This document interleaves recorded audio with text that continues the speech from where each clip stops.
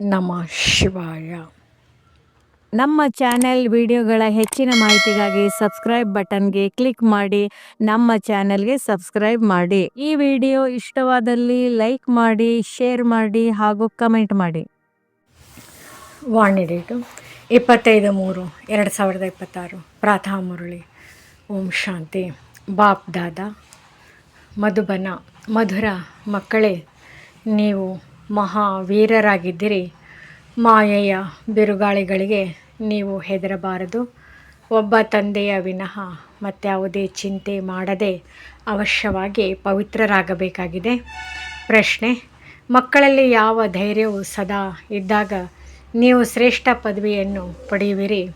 ಉತ್ತರ: ಶ್ರೀಮತದಂತೆ ನಡೆದು ಪವಿತ್ರರಾಗುವ ಧೈರ್ಯವಿರಬೇಕು. ಭಲೆ ಎಷ್ಟೇ ಏರುಪೇರಿರಲಿ, ದುಃಖವನ್ನು ಸಹನೆ ಮಾಡಬೇಕಾಗಲಿ, ಆದರೆ ತಂದೆಯು ಪವಿತ್ರರಾಗುವ ಯಾವ ಶ್ರೇಷ್ಠ ಮತವನ್ನು ಕೊಟ್ಟಿದ್ದಾರೆಯೋ ಅದರ ಅನುಸಾರ ನಡೆಯುತ್ತಿದ್ದಾಗ ಬಹಳ ಶ್ರೇಷ್ಠ ಪದವಿಯನ್ನು ಪಡೆಯುವಿರಿ. ಯಾವುದೇ ಮಾತಿನಲ್ಲಿ ಹೆದರಬಾರದು. ಏನೇ ಆದರೂ ನಥಿಂಗ್ ನ್ಯೂ, ಹೊಸದೇನಲ್ಲ. ಗೀತೆ ಭೋಲಾನಾಥನಿಗಿಂತ ಭಿನ್ನ. ಓಂ ಶಾಂತಿ. ಇಂದು ಭಕ್ತಿ ಮಾರ್ಗದವರ ಗೀತೆಯಾಗಿದೆ. ಜ್ಞಾನ ಮಾರ್ಗದಲ್ಲಿ ಗೀತೆ ಇತ್ಯಾದಿಗಳ ಅವಶ್ಯಕತೆ ಇಲ್ಲ. ಏಕೆಂದರೆ ನಮಗೆ ತಂದೆಯಿಂದ ಬೇಹದ್ದಿನ ಆಸ್ತಿಯೂ ಸಿಗಬೇಕಾಗಿದೆ. ಭಕ್ತಿ ಮಾರ್ಗದ ರೀತಿ ನೀತಿಗಳು ಇಲ್ಲಿ ಬರಲು ಸಾಧ್ಯವಿಲ್ಲ. ನೀವು ಮಕ್ಕಳು ಯಾವುದೇ ಕವಿತೆ ಇತ್ಯಾದಿಗಳನ್ನು ರಚಿಸುತ್ತೀರೆಂದರೆ ಅವು ಅನ್ಯರಿಗೆ ತಿಳಿಸುವುದಕ್ಕಾಗಿ. ಅದರ ಅರ್ಥವನ್ನು ಎಲ್ಲಿಯವರೆಗೆ ನೀವು ತಿಳಿಸುವುದಿಲ್ಲವೋ ಅಲ್ಲಿಯವರೆಗೆ ಅವು ಅರ್ಥವಾಗುವುದಿಲ್ಲ. ಈಗ ನಿಮಗೆ ತಂದೆಯು ಸಿಕ್ಕಿದ್ದಾರೆ ಅಂದಮೇಲೆ ಖುಷಿಯು ನಶೆ ಏರಬೇಕು. ತಂದೆಯು 84 ಜನ್ಮಗಳ ಜ್ಞಾನವನ್ನು ತಿಳಿಸಿದ್ದಾರೆ. ಖುಷಿ ಇರಲಿ. ನಾವೀಗ ಸ್ವದರ್ಶನ ಚಕ್ರಧಾರಿಗಳಾಗಿದ್ದೇವೆ. ತಂದೆಯಿಂದ ವಿಷ್ಣುಪುರಿಯ ಆಸ್ತಿಯನ್ನು ತೆಗೆದುಕೊಳ್ಳುತ್ತಿದ್ದೇವೆ. ನಿಶ್ಚಯ ಬುದ್ಧಿ ವಿಜಯಂತೆ. ಯಾರಿಗೆ ನಿಶ್ಚಯವಿರುವುದೋ ಅವರು ಸತ್ಯಯುಗದಲ್ಲಿ ಖಂಡಿತ ಹೋಗುವರು. ಅಂದಮೇಲೆ ಮಕ್ಕಳಿಗೆ ಸದಾ ಖುಷಿ ಇರಬೇಕು. Follow father. ಮಕ್ಕಳಿಗೆ ತಿಳಿದಿದೆ, ನಿರಾಕಾರ ಶಿವ ತಂದೆಯು ಯಾವಾಗ ಇವರಲ್ಲಿ ಪ್ರವೇಶ ಮಾಡಿದರೋ ಆಗಿನಿಂದ ಬಹಳ ಏರುಪೇರುಗಳಾಯಿತು. ಪವಿತ್ರತೆಗಾಗಿ ಬಹಳ ಜಗಳ ನಡೆಯಿತು. ಮಕ್ಕಳು ದೊಡ್ಡವರಾಗುತ್ತಾರೆಂದರೆ ಅವರಿಗೆ ಬೇಗನೆ ವಿವಾಹ ಮಾಡಿಕೊಳ್ಳಿ, ವಿವಾಹವಿಲ್ಲದೆ ಕೆಲಸ ಹೇಗೆ ನಡೆಯುತ್ತದೆ ಎಂದು ಹೇಳುತ್ತಾರೆ. ಭಲೆ ಮನುಷ್ಯರು ಗೀತೆಯನ್ನು ಓದುತ್ತಾರೆ, ಆದರೆ ಅದರಿಂದ ಏನನ್ನು ತಿಳಿದುಕೊಳ್ಳುವುದಿಲ್ಲ. ಎಲ್ಲರಿಗಿಂತ ಹೆಚ್ಚಿನದಾಗಿ ಈ ಬ್ರಹ್ಮ ತಂದೆಗೆ ಅಭ್ಯಾಸವಿತ್ತು. ಗೀತೆ ಓದುವುದನ್ನು ಒಂದು ದಿನವೂ ತಪ್ಪಿಸುತ್ತಿರಲಿಲ್ಲ. ಯಾವಾಗ ಗೀತೆಯ ಭಗವಂತ ಶಿವನೆಂದು ಅರ್ಥವಾಯಿತು ಆಗ ನಾನು ವಿಶ್ವದ ಮಾಲೀಕನಾಗುತ್ತೇನೆಂದು ನಶೆ ಏರಿಬಿಟ್ಟಿತು. ಇದು ಶಿವ ಭಗವಾನ್ ವಾಚ್ ಆಗಿದೆ ಅಂದಾಗ ಪವಿತ್ರತೆಗಾಗಿ ಎಷ್ಟೊಂದು ಹೊಡೆದಾಟಗಳಾಯಿತು. ಇದರಲ್ಲಿ ಧೈರ್ಯ ಬೇಕಲ್ಲವೇ? ನೀವು ಮಹಾವೀರ ಮಹಾವೀರಿಣಿಯರಾಗಿದ್ದಿರಿ. ಒಬ್ಬ ತಂದೆಯ ಚಿಂತೆಯನ್ನು ಬಿಟ್ಟು ಮತ್ಯಾವುದರ ಚಿಂತೆ ಮಾಡಬಾರದು. ಪುರುಷನು ರಚಯಿತನಾಗಿದ್ದಾನೆ. ರಚಯಿತನು ಪಾವನರಾಗುತ್ತಾರೆಂದರೆ ರಚನೆಯನ್ನು ಪಾವನ ಮಾಡುತ್ತಾರೆ. ಈ ಮಾತಿನ ಮೇಲೂ ಬಹಳ ಜಗಳ ನಡೆಯಿತು. ದೊಡ್ಡ ದೊಡ್ಡ ಮನೆಗಳಿಂದ ಹೊರಟು ಬಂದರೂ ಯಾರದೇ ಚಿಂತೆ ಮಾಡಲಿಲ್ಲ. ಯಾರ ಅದೃಷ್ಟದಲ್ಲಿಲ್ಲವೋ ಅವರು ಹೇಗೆ ತಿಳಿದುಕೊಳ್ಳುವರು? ಪವಿತ್ರರಾಗಿರಬೇಕೆಂದರೆ ಇರಿ, ಇಲ್ಲವೆಂದರೆ ಹೋಗಿ ತಮ್ಮ ಪ್ರಬಂಧ ಮಾಡಿಕೊಳ್ಳಿ. ಇಷ್ಟು ಧೈರ್ಯ ಬೇಕಲ್ಲವೇ? ತಂದೆಯ ಮುಂದೆ ಎಷ್ಟೊಂದು ಜಗಳವೂ ನಡೆಯಿತು. ಆದರೆ ತಂದೆಯು ಎಂದಾದರೂ ಬೇಸರವಾಗಿರುವುದನ್ನು ನೋಡಿದಿರಾ? ಅಮೆರಿಕಾದವರಿಗೆ ಪತ್ರಗಳಲ್ಲಿ ಸುದ್ದಿಯು ಹೊರಟಿತು. ಇದು ಹೊಸದೇನಲ್ಲ. ಇದು ಕಲ್ಪದ ಹಿಂದಿನ ಥರ ಆಗುತ್ತಿದೆ. ಇದರಲ್ಲಿ ಹೆದರುವ ಮಾತಿಲ್ಲ. ನಾವಂತೂ ನಮ್ಮ ಮನೆಯಿಂದ ತಂದೆಯಿಂದ ಆಸ್ತಿಯನ್ನು ತೆಗೆದುಕೊಳ್ಳಬೇಕಾಗಿದೆ. ತಮ್ಮ ರಚನೆಯನ್ನು ರಕ್ಷಣೆ ಮಾಡಬೇಕಾಗಿದೆ. ತಂದೆಗೆ ಗೊತ್ತಿದೆ, ಇಡೀ ರಚನೆಯು ಈ ಸಮಯದಲ್ಲಿ ಪತಿತವಾಗಿದೆ. ನಾನೇ ಎಲ್ಲರನ್ನು ಪಾವನ ಮಾಡಬೇಕಾಗಿದೆ. ಹೇ ಪತಿತ ಪಾವನ ಮುಕ್ತಿದಾತ, ಬನ್ನಿ ಎಂದು ಎಲ್ಲರೂ ತಂದೆಗೆ ಹೇಳುತ್ತಾರೆ. ಅಂದಮೇಲೆ ಅವರಿಗೆ ದಯೆ ಬರುತ್ತದೆ. ದಯಾ ಹೃದಯ ಅಲ್ಲವೇ? ಆದ್ದರಿಂದ ತಂದೆಯು ತಿಳಿಸುತ್ತಾರೆ, ಮಕ್ಕಳೇ, ಯಾವುದೇ ಮಾತಿನಲ್ಲಿ ಹೆದರಬೇಡಿ. ಹೆದರುವುದರಿಂದ ಇಷ್ಟು ಶ್ರೇಷ್ಠ ಪದವಿಯನ್ನು ಪಡೆಯಲು ಸಾಧ್ಯವಿಲ್ಲ. ಮಾತೆಯರ ಮೇಲೆ ಅತ್ಯಾಚಾರಗಳು ನಡೆಯುತ್ತವೆ. ದ್ರೌಪದಿಯನ್ನು ವಿವಸ್ತ್ರ ಮಾಡುತ್ತಿದ್ದರೆಂಬ ಮಾತು ಇದೆ. ತಂದೆಯು 21 ಜನ್ಮಗಳಿಗಾಗಿ ಅಪವಿತ್ರರಾಗುವುದರಿಂದ ರಕ್ಷಿಸುತ್ತಾರೆ ಪ್ರಪಂಚದವರಿಗೆ. ಈಗ ಈ ಮಾತುಗಳು ತಿಳಿದಿಲ್ಲ. ಪತಿತ ತಮೋಪ್ರಧಾನ ಹಳೆಯ ಸೃಷ್ಟಿಯು ಆಗಲೇಬೇಕಾಗಿದೆ. ಪ್ರತಿಯೊಂದು ವಸ್ತು ಹೊಸದರಿಂದ ಮತ್ತೆ ಹಳೆಯದು ಖಂಡಿತ ಆಗಬೇಕಾಗಿದೆ. ಹಳೆಯ ಮನೆಯನ್ನು ಬಿಡಲೇಬೇಕಾಗುತ್ತದೆ. ಹೊಸ ಪ್ರಪಂಚ ಸತ್ಯಯುಗ, ಹಳೆಯ ಪ್ರಪಂಚ ಕಲಿಯುಗ ಸದಾ ಇರಲು ಸಾಧ್ಯವಿಲ್ಲ. ನೀವು ಮಕ್ಕಳು ತಿಳಿದುಕೊಂಡಿದ್ದೀರಿ, ಇದು ಸೃಷ್ಟಿ ಚಕ್ರವಾಗಿದೆ. ದೇವಿ ದೇವತೆಗಳ ರಾಜ್ಯವು ಪುನಃ ಸ್ಥಾಪನೆಯಾಗುತ್ತಿದೆ. ತಂದೆಯು ತಿಳಿಸುತ್ತಾರೆ, ನಾನು ನಿಮಗೆ ಪುನಃ ಗೀತಾ ಜ್ಞಾನವನ್ನು ತಿಳಿಸುತ್ತೇನೆ. ಇಲ್ಲಿ ರಾವಣ ರಾಜ್ಯದಲ್ಲಿ ದುಃಖವಿದೆ. ಯಾವುದಕ್ಕೆ ರಾಮರಾಜ್ಯವೆಂದು ಹೇಳಲಾಗುತ್ತದೆ ಎಂಬುದನ್ನು ಯಾರೂ ತಿಳಿದುಕೊಳ್ಳುವುದಿಲ್ಲ. ತಂದೆಯು ತಿಳಿಸುತ್ತಾರೆ, ನಾನು ಸ್ವರ್ಗ ಅಥವಾ ರಾಮರಾಜ್ಯದ ಸ್ಥಾಪನೆ ಮಾಡಲು ಬಂದಿದ್ದೇನೆ. ನೀವು ಮಕ್ಕಳು ಅನೇಕ ಬಾರಿ ರಾಜ್ಯವನ್ನು ತೆಗೆದುಕೊಂಡಿರಿ ಮತ್ತೆ ಕಳೆದುಕೊಂಡಿದ್ದೀರಿ. ಇದು ಎಲ್ಲರ ಬುದ್ಧಿಯಲ್ಲಿದೆ. 21 ಜನ್ಮಗಳು ನಾವು ಸತ್ಯುಗದಲ್ಲಿರುತ್ತೇವೆ. ಅದಕ್ಕೆ 21 ಪೀಳಿಗೆ ಎಂದು ಹೇಳಲಾಗುತ್ತದೆ. ಅರ್ಥಾತ್ ಯಾವಾಗ ವೃದ್ಧಾವಸ್ಥೆಯಾಗುವುದೋ ಆಗ ಶರೀರ ಬಿಡುತ್ತಾರೆ. ಎಂದೂ ಅಕಾಲ ಮೃತ್ಯುವಾಗುವುದಿಲ್ಲ.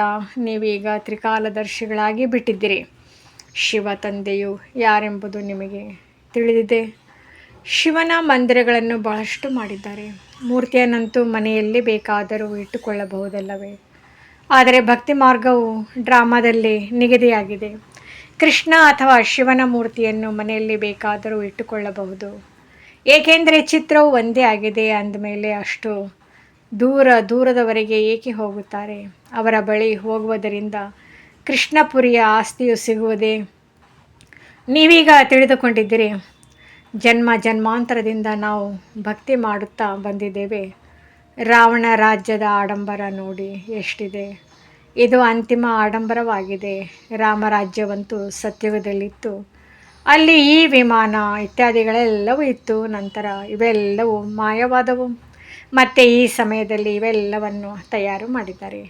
ಇವೆಲ್ಲವನ್ನು ಈಗ ಕಲಿಯುತ್ತಿದ್ದಾರೆ. ಯಾರು ಕಲಿಯೋರಿದ್ದಾರೆಯೋ ಅವರು ಸಂಸ್ಕಾರವನ್ನು ತೆಗೆದುಕೊಂಡು ಹೋಗುತ್ತಾರೆ ಮತ್ತು ಸತ್ಯುಗದಲ್ಲಿ ಬಂದು ವಿಮಾನವನ್ನು ತಯಾರು ಮಾಡುತ್ತಾರೆ. ಇವು ಭವಿಷ್ಯದಲ್ಲಿ ನಿಮಗೆ ಸುಖ ಕೊಡುವಂತಹ ವಸ್ತುಗಳಾಗಿವೆ. ಈ ವಿಜ್ಞಾನವು ನಿಮಗೆ ಅಲ್ಲಿ ಕೆಲಸಕ್ಕೆ ಬರುವುದು. ಇಲ್ಲಿ ಈ ವಿಜ್ಞಾನವು ದುಃಖಕ್ಕಾಗಿ ಇದೆ, ಆದರೆ ಅಲ್ಲಿ ಸುಖಕ್ಕಾಗಿಯೇ ಇರುವುದು. ಈಗ ಸ್ಥಾಪನೆಯಾಗುತ್ತಿದೆ. ತಂದೆಯು ಹೊಸ ಪ್ರಪಂಚಕ್ಕಾಗಿ ರಾಜಧಾನಿಯನ್ನು ಸ್ಥಾಪನೆ ಮಾಡುತ್ತಾರೆ. ಅಂದಾಗ ನೀವು ಮಕ್ಕಳು ಮಹಾವೀರರಾಗಬೇಕಾಗಿದೆ. ಭಗವಂತನು ಬಂದಿದ್ದಾರೆಂಬುದು ಪ್ರಪಂಚದಲ್ಲಿ ಯಾರಿಗೂ ತಿಳಿದಿಲ್ಲ. ತಂದೆಯು ತಿಳಿಸುತ್ತಾರೆ, ಗೃಹಸ್ಥ ವ್ಯವಹಾರದಲ್ಲಿರುತ್ತಾ ಕಮಲ ಪುಷ್ಪ ಸಮಾನರಾಗಿರಿ. ಇದರಲ್ಲಿ ಹೆದರುವ ಮಾತಿಲ್ಲ. ಭಲೆಯ ಅವಹೇಳನ ಮಾಡುವರು. ಅವಹೇಳನವಂತೂ ಇವರಿಗೂ ಅಂದರೆ ಬ್ರಹ್ಮರವರಿಗೂ ಬಹಳ ಆಯಿತು. ಕೃಷ್ಣನು ಸಹ ಅವಹೇಳನವನ್ನು ಅನುಭವಿಸಿದನು ಎಂದು ತೋರಿಸುತ್ತಾರೆ. ಆದರೆ ಕೃಷ್ಣನಿಗೆ ಅವಹೇಳನವಾಗಲು ಸಾಧ್ಯವಿಲ್ಲ. ಇದೆಲ್ಲವೂ ಕಲಿಯುಗದಲ್ಲಿಯೇ ಆಗುತ್ತದೆ. ನಿಮ್ಮದು ಈಗ ಯಾವ ರೂಪವಿದೆಯೋ ಅದು ಮತ್ತೆ ಕಲ್ಪದ ನಂತರ ಇದೇ ಸಮಯದಲ್ಲಿ ಇರುವುದು. ಮಧ್ಯದಲ್ಲಿ ಮತ್ತೆಂದೂ ಇರಲು ಸಾಧ್ಯವಿಲ್ಲ. ಪ್ರತಿ ಜನ್ಮದಲ್ಲಿ ರೂಪವು ಬದಲಾಗುತ್ತಾ ಹೋಗುತ್ತದೆ. ಈ ನಾಟಕವೂ ಮಾಡಲ್ಪಟ್ಟಿದೆ. 84 ಜನ್ಮಗಳಲ್ಲಿ ಯಾವ ರೂಪದಿಂದ ಜನ್ಮ ತೆಗೆದುಕೊಂಡಿರುತ್ತಾರೆಯೋ ಅದೇ ರೂಪ ತೆಗೆದುಕೊಳ್ಳುವರು. ಈಗ ನಿಮಗೆ ತಿಳಿದಿದೆ, ಇದೇ ರೂಪವು ಬದಲಾಗಿ ಇನ್ನೊಂದು ಜನ್ಮದಲ್ಲಿ ಈ ಲಕ್ಷ್ಮೀ ನಾರಾಯಣರ ತರಹ ರೂಪವಾಗುತ್ತದೆ. ಈಗ ನಿಮ್ಮ ಬುದ್ಧಿಯ ಬೀಗ ತೆರೆದಿದೆ. ಇದು ಹೊಸ ಮಾತಾಗಿದೆ. ಹೊಸ ತಂದೆ ಮಾತುಗಳು ಹೊಸದು. ಈ ಮಾತುಗಳು ಯಾರಿಗೂ ಬೇಗನೆ ಅರ್ಥವಾಗುವುದಿಲ್ಲ. ಅದೃಷ್ಟದಲ್ಲಿದ್ದಾಗಲೇ ಅವರು ತಿಳಿದುಕೊಳ್ಳುವರು. ಬಾಕಿ ಯಾರು ಎಷ್ಟೇ ಬಿರುಗಾಳಿ ಬಂದರೂ ಅಲುಗಾಡುವುದಿಲ್ಲವೋ ಅವರಿಗೆ ಮಹಾವೀರರೆಂದು ಹೇಳಲಾಗುತ್ತದೆ. ಈಗ ಆ ಸ್ಥಿತಿಯು ಬರಲು ಸಾಧ್ಯವಿಲ್ಲ. ಖಂಡಿತ ಬರುವುದು. ಮಹಾವೀರರು ಯಾವುದೇ ಬಿರುಗಾಳಿಗಳಿಗೆ ಹೆದರುವುದಿಲ್ಲ.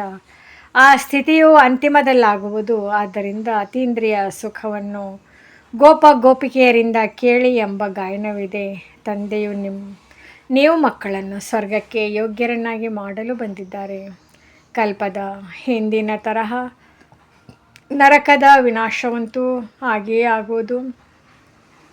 ಸತ್ಯುಗದಲ್ಲಂತೂ ಒಂದೇ ಧರ್ಮವಿರುವುದು. ಏಕತೆ ಬೇಕು. ಒಂದು ಧರ್ಮವಿರಬೇಕೆಂದು ಬಯಸುತ್ತಾರೆ. ಆದರೆ ರಾಮರಾಜ್ಯವೇ ಬೇರೆ, ರಾವಣ ರಾಜ್ಯವೇ ಬೇರೆ ಎಂಬುದು ಯಾರಿಗೂ ತಿಳಿದಿಲ್ಲ. ಈಗ ತಂದೆಗೆ ಪೂರ್ಣ ನಿಶ್ಚಯವಿದೆ. ಅಂದಮೇಲೆ ಶ್ರೀಮತದಂತೆ ನಡೆಯಬೇಕಾಗಿದೆ. ಪ್ರತಿಯೊಬ್ಬರ ನಾಡಿಯನ್ನು ನೋಡಲಾಗುತ್ತದೆ. ಅದರ ಅನುಸಾರ ಸಲಹೆ ಕೊಡಲಾಗುತ್ತದೆ. ತಂದೆಯೂ ಸಹ ತಮ್ಮ ಮಗನಿಗೆ ಹೇಳಿದರು, ಒಂದು ವೇಳೆ ವಿವಾಹ ಮಾಡಿಕೊಳ್ಳುವಂತಿದ್ದರೆ ಹೋಗಿ ಮಾಡಿಕೊಳ್ಳಿ. ಬಹಳ ಮಿತ್ರ ಸಂಬಂಧಿ ಮೊದಲಾದವರು ಕುಳಿತಿದ್ದಾರೆ, ಅವರು ವಿವಾಹ ಮಾಡಿಸುವರು ಎಂದರು.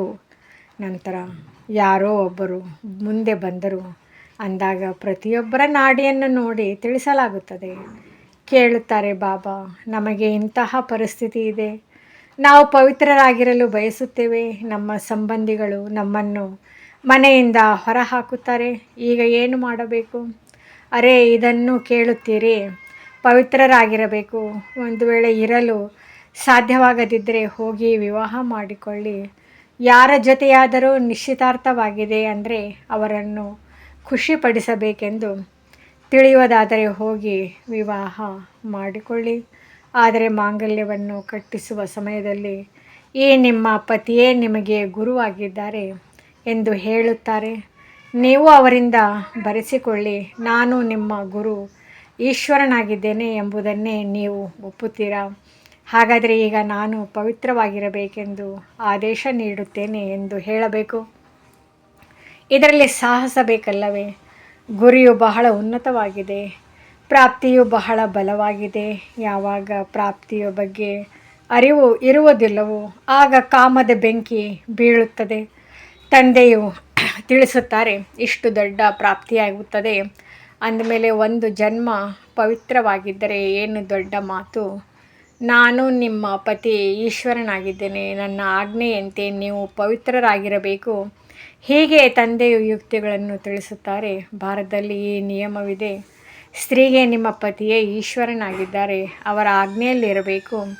ಪತಿಯ ಕಾಲನ್ನು ಒತ್ತಬೇಕೆಂದು ಹೇಳುತ್ತಾರೆ. ಏಕೆಂದರೆ ಲಕ್ಷ್ಮಿಯು ಸಹ ನಾರಾಯಣನ ಕಾಲನ್ನು ಒತ್ತುತ್ತಿದ್ದಳು ಎಂದು ಹೇಳುತ್ತಾರಲ್ಲವೇ? ಆದರೆ ಈ ಹವ್ಯಾಸ ಎಲ್ಲಿಂದ ಬಂದಿತು? ಭಕ್ತಿ ಮಾರ್ಗದ ಚಿತ್ರಗಳಿಂದ. ಸತ್ಯುಗದಲ್ಲಿ ಇಂತಹ ಮಾತಿಲ್ಲ. ಏಕೆಂದರೆ ಲಕ್ಷ್ಮಿಯು ಕಾಲನ್ನು ಒತ್ತಲು ನಾರಾಯಣನು ಎಂದಾದರೂ ಸುಸ್ತಾಗುವನೇ? ಅಲ್ಲಿ ದಣಿವಿನ ಮಾತೇ ಇರುವುದಿಲ್ಲ. ಇದಂತೂ ದುಃಖದ ಮಾತಾಗಿ ಬಿಡುತ್ತದೆ. ಅಲ್ಲಿ ದುಃಖ ನೋವು ಎಲ್ಲಿಂದ ಬಂತು? ಆದ್ದರಿಂದಲೇ ಬ್ರಹ್ಮ ತಂದೆಯು ಲಕ್ಷ್ಮಿಯ ಕಾಲನ್ನು ಒತ್ತುತ್ತಿರುವ ಚಿತ್ರವನ್ನು ಅದರಿಂದ ತೆಗೆಸಿಬಿಟ್ರು. ಬಾಲ್ಯದಿಂದಲೇ ವೈರಾಗ್ಯವಿತ್ತು, ಆದ್ದರಿಂದ ಬಹಳ ಭಕ್ತಿ ಮಾಡುತ್ತಿದ್ದರು. ಅಂದಾಗ ತಂದೆಯು ಬಹಳ ಯುಕ್ತಿಗಳನ್ನು ತಿಳಿಸುತ್ತಾರೆ. ನಾವು ಒಬ್ಬ ತಂದೆಯ ಮಕ್ಕಳಾಗಿದ್ದೇವೆ ಎಂದು ನಿಮಗೆ ತಿಳಿದಿದೆ ಅಂದಮೇಲೆ ಪರಸ್ಪರ ಸಹೋದರ ಸಹೋದರಿಯರಾದಿರಿ. ತಾತನಿಂದ ಆಸ್ತಿಯು ಸಿಗುತ್ತದೆ. ತಂದೆಯನ್ನು ಪತಿತ ಪ್ರಪಂಚದಲ್ಲಿಯೇ ಕರೆಯುತ್ತಾರೆ. ಹೇ ಪತಿತ ಪಾವನ, ಎಲ್ಲ ಸೀತೆಯರ ರಾಮನೇ ಎಂದು ಹೇಳುತ್ತಾರೆ. ತಂದೆಗೆ ಸತ್ಯ ಅರ್ಥಾತ್ ಸತ್ಯಖಂಡವನ್ನು ಸ್ಥಾಪನೆ ಮಾಡುವವರೆಂದು ಹೇಳುತ್ತಾರೆ. ಅವರೇ ಇಡೀ ಸೃಷ್ಟಿಯ ಆದಿ ಮಧ್ಯ ಅಂತ್ಯದ ಸತ್ಯ ಜ್ಞಾನವನ್ನು ತಿಳಿಸುತ್ತಾರೆ. ಈಗ ನೀವು ಆತ್ಮರು ಜ್ಞಾನ ಸಾಗರರಾಗುತ್ತಿದ್ದೀರಿ. ಮಧುರ ಮಕ್ಕಳು ಸಾಹಸವನ್ನಿಡಬೇಕು. ನಾವು ತಂದೆಯ ಶ್ರೀಮತದಂತೆ ನಡೆಯಬೇಕಾಗಿದೆ. ಬೇಹದ್ದಿನ ತಂದೆಯು ಬೇಹದ್ದಿನ ರಚನೆಯನ್ನು ಸ್ವರ್ಗದ ಮಾಲೀಕರನ್ನಾಗಿ ಮಾಡುತ್ತಾರೆ. ಆದ್ದರಿಂದ ಪುರುಷಾರ್ಥ ಮಾಡಿ ಪೂರ್ಣ ಆಸ್ತಿಯನ್ನು ತೆಗೆದುಕೊಳ್ಳಬೇಕಾಗಿದೆ. ಬಲಿಹಾರಿಯಾಗಬೇಕಾಗಿದೆ. ನೀವು ಅವರನ್ನು ತನ್ನ ವಾರಸುದಾರರನ್ನಾಗಿ ಮಾಡಿಕೊಳ್ಳುತ್ತೀರೆಂದರೆ ಅವರು ನಿಮಗೆ 21 ಜನ್ಮಗಳಿಗಾಗಿ ಆಸ್ತಿಯನ್ನು ಕೊಡುವರು. ತಂದೆಯು ಮಕ್ಕಳ ಮೇಲೆ ಬಲಿಹಾರಿಯಾಗುತ್ತಾರೆ. ಮಕ್ಕಳು ಹೇಳುತ್ತಾರೆ, ಬಾಬಾ, ಈ ತನು ಮನ ಧನ ಎಲ್ಲವೂ ನಿಮ್ಮದಾಗಿದೆ. ನೀವು ತಂದೆಯೂ ಆಗಿದ್ದಿರಿ, ನಮ್ಮ ಮಗನೂ ಆಗಿದ್ದಿರಿ. ತ್ವಮೇವ ಮಾತಾಶ್ಚ ಪಿತಾ ತ್ವಮೇವ ಎಂದು ಹಾಡುತ್ತಾರೆ. ಒಬ್ಬರ ಮಹಿಮೆಯು ಎಷ್ಟು ದೊಡ್ಡದಾಗಿದೆ. ಅವರಿಗೆ ಸರ್ವರ ದುಃಖಹರ್ತ ಸುಖಕರ್ತನೆಂದು ಹೇಳಲಾಗುತ್ತದೆ. ಸತ್ಯುಗದಲ್ಲಿ ಪಂಚತತ್ವಗಳು ಸಹ ಸುಖ ಕೊಡುವಂಥದ್ದಾಗಿರುತ್ತದೆ. ಕಲಿಯುಗದಲ್ಲಿ ಪಂಚತತ್ವಗಳು ತಮೋ ಪ್ರಧಾನವಾಗಿರುವ ಕಾರಣ ದುಃಖ ಕೊಡುತ್ತದೆ. ಅಲ್ಲಿ ಸುಖವಿರುತ್ತದೆ. ಈ ಡ್ರಾಮಾ ಮಾಡಲ್ಪಟ್ಟಿದೆ. ನೀವು ತಿಳಿದುಕೊಂಡಿದ್ದೀರಿ, ಇದು ಅದೇ 5,000 ವರ್ಷಗಳ ಹಿಂದಿನ ಯುದ್ಧವಾಗಿದೆ. ಈಗ ಸ್ವರ್ಗದ ಸ್ಥಾಪನೆಯಾಗುತ್ತಿದೆ. ಅಂದಮೇಲೆ ಮಕ್ಕಳು ಸದಾ ಖುಷಿಯಲ್ಲಿರಬೇಕಾಗಿದೆ. ಭಗವಂತನು ನಿಮ್ಮನ್ನು ದತ್ತು ಮಾಡಿಕೊಂಡಿದ್ದಾರೆ.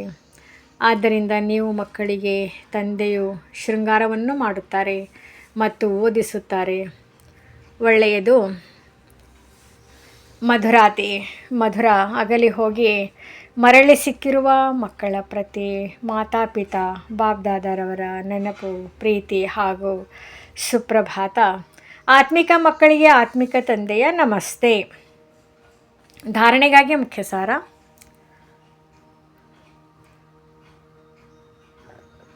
ಸದಾ ತಂದೆಯ ಸಮಾನರಾಗುವ ಸಾಹಸವನ್ನಿಡಬೇಕಾಗಿದೆ. ತಂದೆಗೆ ಪೂರ್ಣ ಬಲಿಹಾರಿಯಾಗಬೇಕಾಗಿದೆ. ಯಾವುದೇ ಮಾತಿನಲ್ಲಿ ಹೆದರಬಾರದು. ಅವಶ್ಯವಾಗಿ ಪವಿತ್ರರಾಗಬೇಕಾಗಿದೆ. ವರದಾನ: ಸಮಸ್ಯೆಗಳನ್ನು ಏರುವ ಕಲೆಯ ಸಾಧನವೆಂದು ಅನುಭವ ಮಾಡುತ್ತಾ ಸದಾ ಸಂತುಷ್ಟವಾಗಿರುವಂತಹ ಶಕ್ತಿಶಾಲಿ ಭವ. ಯಾರು ಶಕ್ತಿಶಾಲಿ ಆತ್ಮರಾಗಿರುತ್ತಾರೆಯೋ ಅವರು ಈ ರೀತಿ ಸಮಸ್ಯೆಗಳನ್ನು ಪಾರು ಮಾಡಿಬಿಡುತ್ತಾರೆ. ಹೇಗೆಂದರೆ ಯಾವುದೋ ನೇರವಾದ ಮಾರ್ಗವನ್ನು ಸಹಜವಾಗಿಯೇ ಪಾರು ಮಾಡಿದಂತೆ. ಅವರಿಗಾಗಿ ಸಮಸ್ಯೆಗಳು ಏರುವ ಕಲೆಯ ಸಾಧನ ಆಗಿಬಿಡುತ್ತದೆ. ಪ್ರತಿಯೊಂದು ಸಮಸ್ಯೆಯು ನಮಗೆ ಗೊತ್ತಿದೆ ಎನ್ನುವಂತೆ ಅನುಭವವಾಗುವುದು. ಅವರೆಂದಿಗೂ ಆಶ್ಚರ್ಯ ಪಡುವುದಿಲ್ಲ, ಆದರೆ ಸದಾ ಸಂತುಷ್ಟವಾಗಿ ಇರುತ್ತಾರೆ. ಮುಖದಿಂದ ಎಂದಿಗೂ ಕಾರಣವೆಂಬ ಶಬ್ದವೇ ಬರುವುದಿಲ್ಲ. ಆದರೆ ಅದೇ ಸಮಯದಲ್ಲಿ ಕಾರಣವನ್ನು ನಿವಾರಣೆಯಲ್ಲೇ ಪರಿವರ್ತಿಸುತ್ತಾರೆ. ಸ್ಲೋಗನ್: ಸ್ಥಿತಿಯಲ್ಲಿ ಸ್ಥಿತರಾಗಿದ್ದು ಸರ್ವ ಪರಿಸ್ಥಿತಿಗಳನ್ನು ಪಾರು ಮಾಡುವುದೇ ಶ್ರೇಷ್ಠತೆಯಾಗಿದೆ. ಮಾತೇಶ್ವರಿಜಿಯವರ ಅಮೂಲ್ಯ ಮಹಾವಾಕ್ಯ.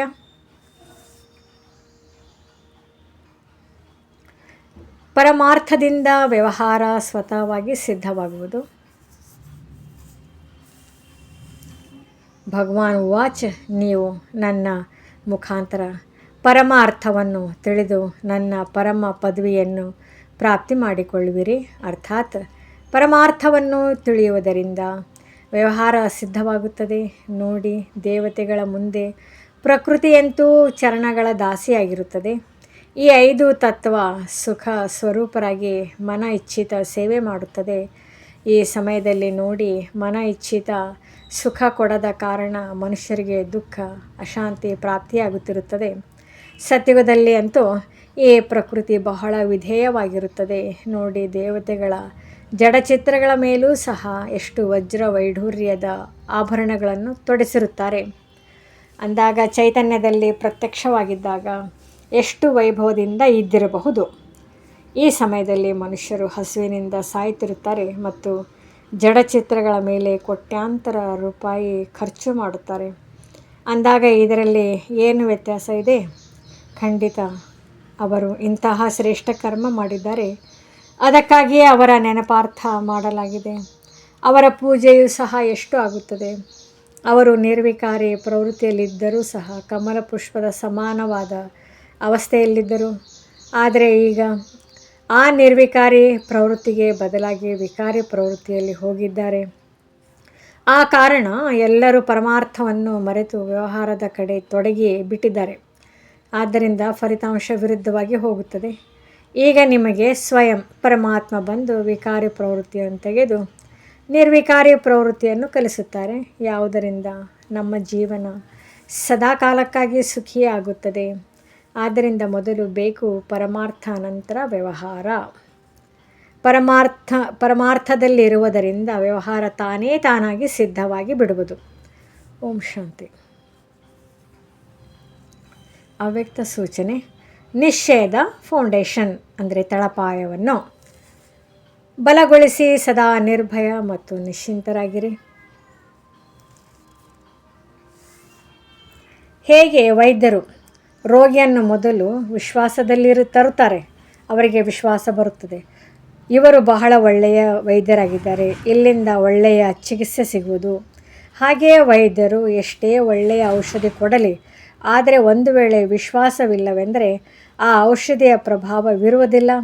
ಇಂತಹ ಆತ್ಮಿಕ ವೈದ್ಯರಲ್ಲಿಯೂ ಇಂತಹ ಶಕ್ತಿಶಾಲಿ ಸ್ಟೇಜರಲ್ಲಿ ಇಲ್ಲಿ ಬಂದಿದ್ದೇವೆ ಎಂದರೆ ಅವಶ್ಯವಾಗಿ ಏನಾದರೂ ಪ್ರಾಪ್ತಿಯಾಗುವುದು ಎಂದು ಎಲ್ಲರಿಗೆ ವಿಶ್ವಾಸ ಬರಬೇಕು. ಓಂ ಶಾಂತಿ.